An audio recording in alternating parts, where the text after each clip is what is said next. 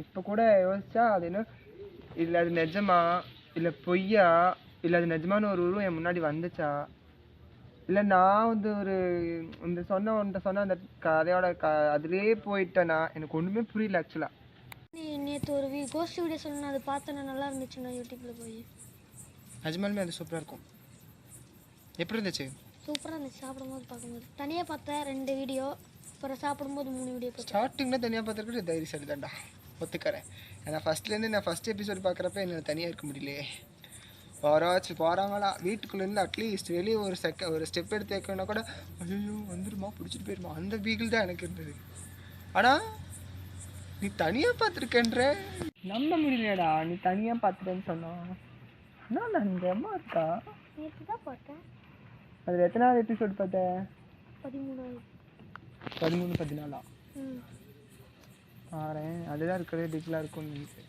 இதே மாதிரி கோஸ்ட் பிரதர்ஸ்னு ஒரு வீடியோ இருந்துச்சுன்னா சூப்பராக இருக்குண்ணா, டிவியில் போடுவாங்கண்ணா.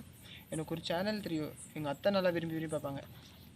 அது என்ன சேனல்னா, ஆண்டனி அப்படின்னு சொல்லிட்டு ஒருத்தர் இருப்பா. எந்த ஒரு வீடு வந்து சும்மா பேய் இருக்கிற மாதிரி சவுண்ட் கேட்குற மாதிரி டிஃப்ரெண்ட்டாக வந்துட்டு அமானுஷம் நடக்குதுன்னா அந்த இதில் போய் பார்ப்பான். அது செமையாக இருக்கும், த்ரில்லாகவும் இருக்கும், நல்லா இருக்கும். மற்றதில் பார்த்தா அவங்க நிஜமானும் பேசுவாங்க, அதுக்கு முன்னாடி அவங்க பேசுறதுக்கு கேட்கறதுக்கெல்லாம் ஆவி அதுக்கு ஆன்சரும் பண்ணும். கோஸ்ட் பிரதர்ஸ் இதே மாதிரி தானா, அந்த பேய்களுக்கு என்னென்ன தேவையோ அதெல்லாம் பண்ணுவாங்க.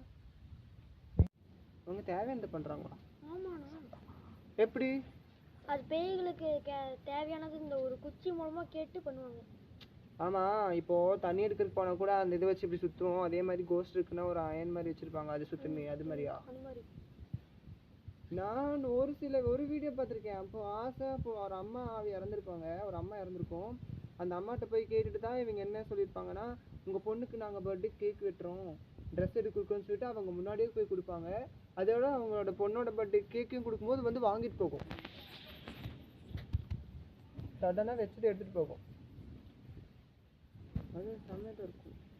ஆனால் ஒரு நல்ல ஒரு ஆனால் அவங்க அந்த இடத்துக்கு போகிறாங்க பாரு, அதுதான்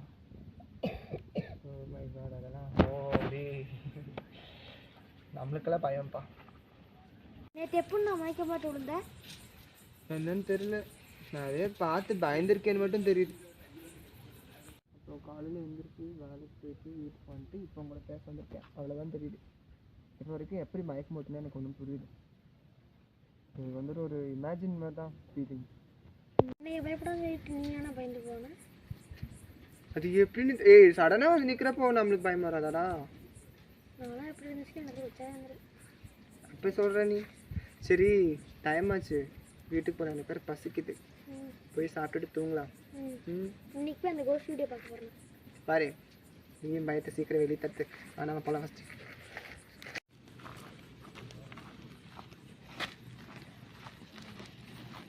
எனக்கு வேறு பசிக்குது.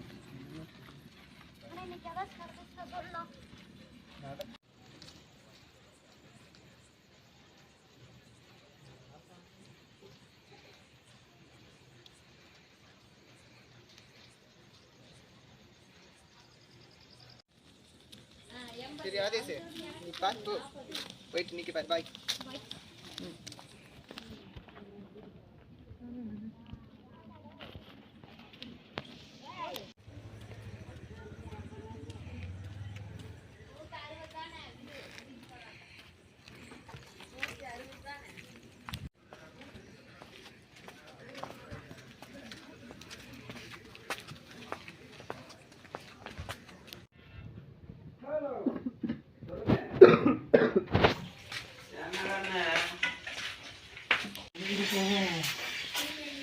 செம்பெல்லாம் இங்கே இருக்குடா.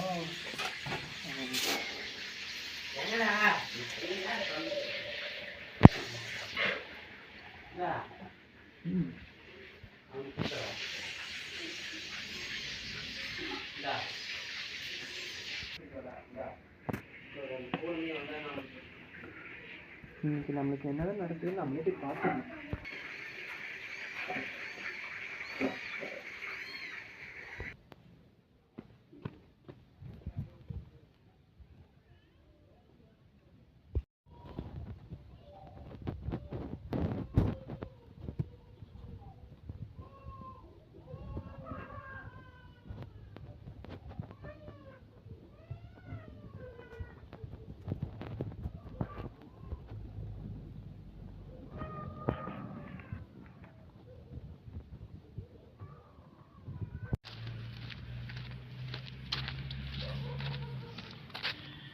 போய் அங்கேயே பார்ப்போம் என்னதான் நடக்குது